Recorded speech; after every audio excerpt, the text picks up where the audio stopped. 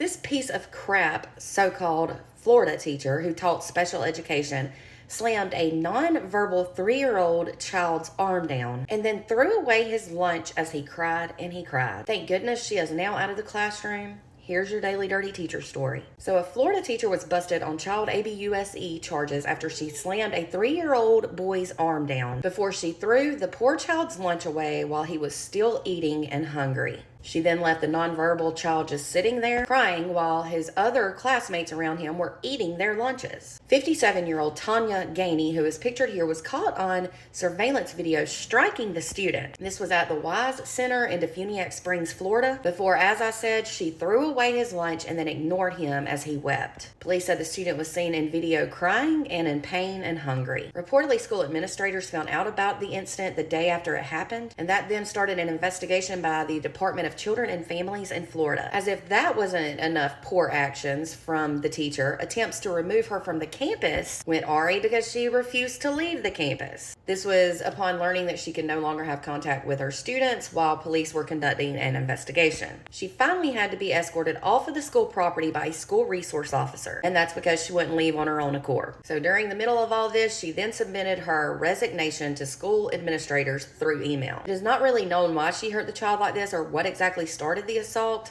but honestly, no reason is good enough to do this. It should never happen. Reportedly, the child had to have a medical evaluation after he was struck, but it's not known what his condition was or is. Tanya was eventually arrested on December 13th, and she was charged with felony child ABUSE and trespassing. She was booked into the Walton County Jail and released on, guess how much?